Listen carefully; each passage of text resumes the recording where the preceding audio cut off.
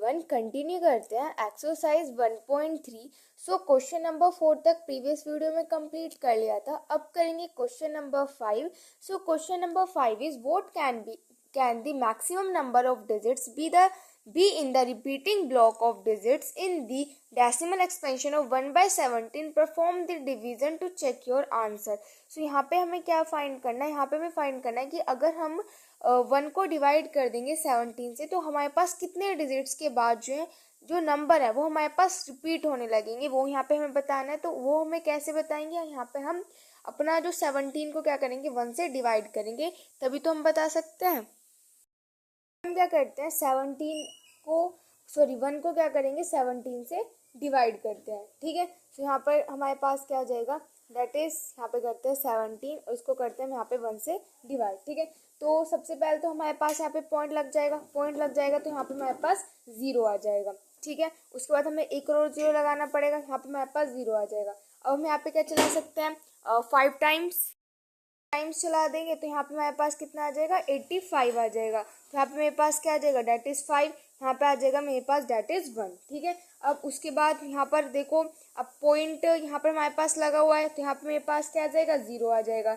Then हम क्या चला सकते हैं 8 टाइम्स चला सकते हैं, हमारे पास आ जाएगा 136, ठीक है। तो यहाँ पे क्या हो जाएगा 10 में 6 से सब्ट्रैक्ट करेंगे 4 में से 3 सब्ट्रैक्ट करेंगे तो 1 पॉइंट लग रहा है। अगेन मेरे पास यहाँ पे 0 हो जाएगा, अगेन यहाँ पर 8 टाइम्स चल जाएगा तो ये मेरे पास कितना आ जाएगा डेट इज 136।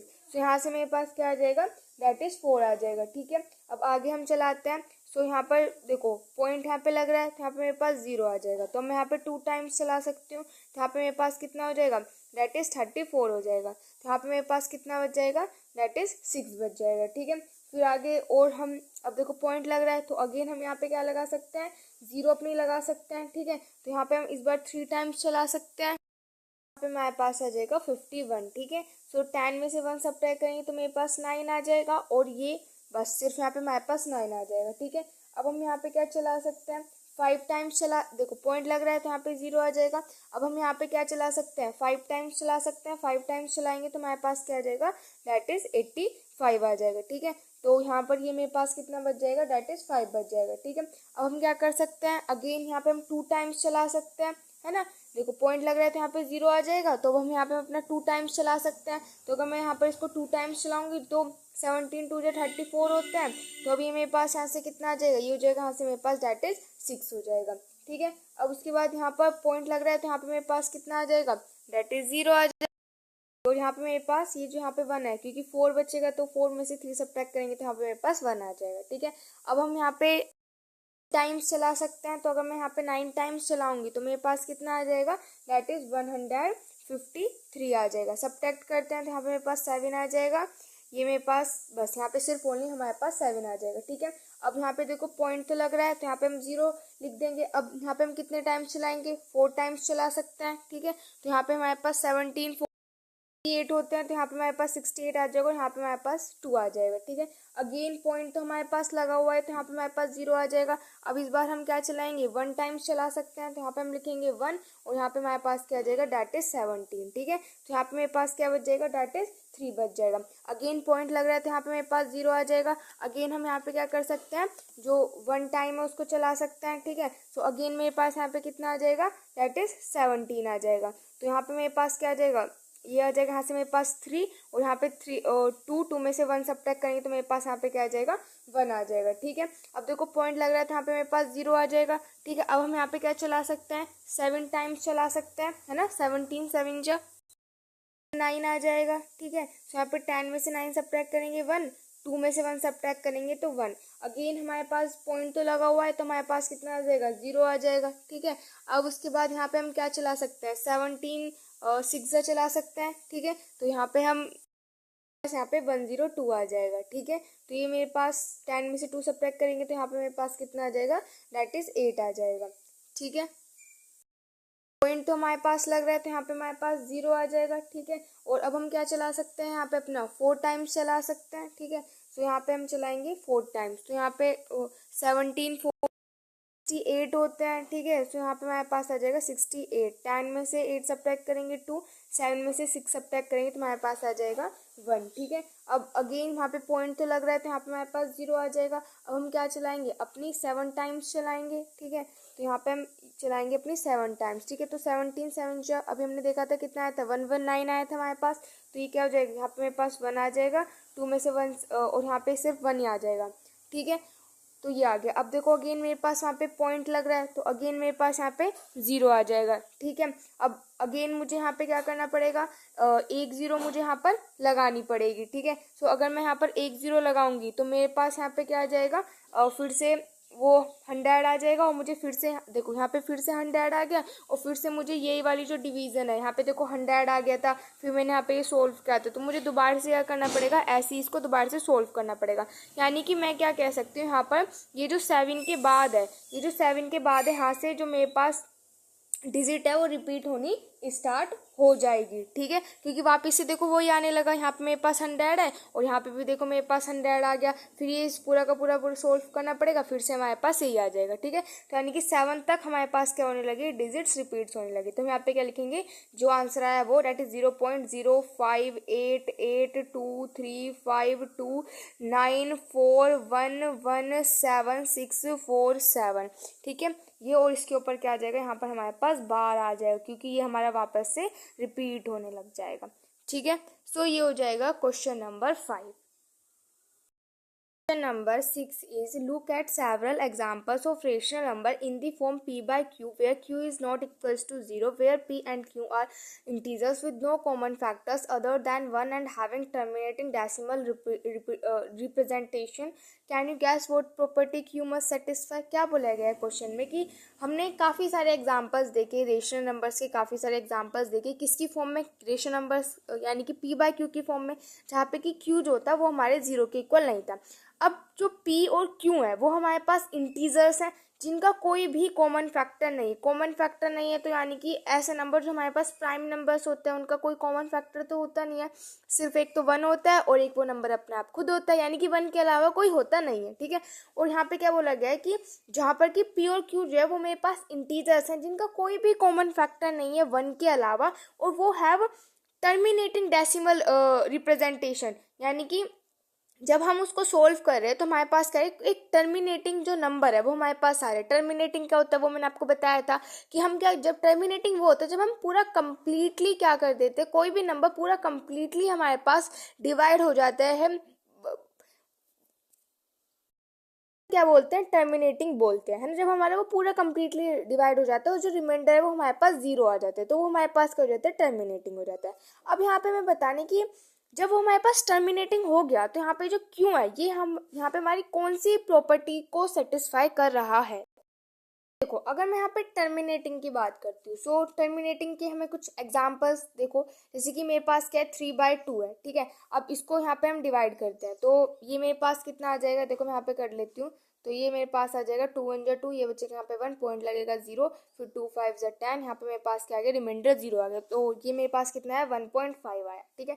ऐसे ही आप कुछ भी ले सकते हो, यहाँ पे मैंने ले लिया 4/5, ठीक है। अब देखो यहाँ पे 5 है, इसको मैंने 4 से डिवाइड किया, पॉइंट लगाया 0, 5 8 जा 40 हो गया, तो यानी कि मेरे पास यहाँ से कितना आ गया, डेट इज 0.8 आ गया, ठीक है। और भी आप एग्जाम्पल्स ले सकते हो, सपोज करो यहाँ पे हम ले लेते हैं 7/5 ले लेते हैं, ठीक है। सो यहाँ पे देखो 5 है, इसको मैं यहाँ पे 7 से डिवाइड करूँगी तो 5 1 जा 5 हो जाएगा यहाँ पर, और 7 में से 5 को सब्ट्रैक्ट करेंगे तो 2, ये लग जाएगा यहाँ पे मेरे पास 0.0, तो ये जाएगा 5 4 जा 20, तो मेरे पास कितना आ गया, डेट इज 1.4। अब हमें बताना है ये जो यहाँ पे क्यों है, ये हमारा ये किसकी फॉर्म में लिखा है, p बाय q की फॉर्म में, तो यानी कि ये मेरे पास यहाँ पे q है, ये भी मेरे पास q है, एंड ये भी मेरे पास यहाँ पे q है, तो ये हमारी कौन सी प्रॉपर्टी को सेटिस्फाई कर रहा है। तो यहाँ पे देखो कौन सी प्रॉपर्टी को सेटिस्फाई कर रहा है, ये the prime factorisation of q has only powers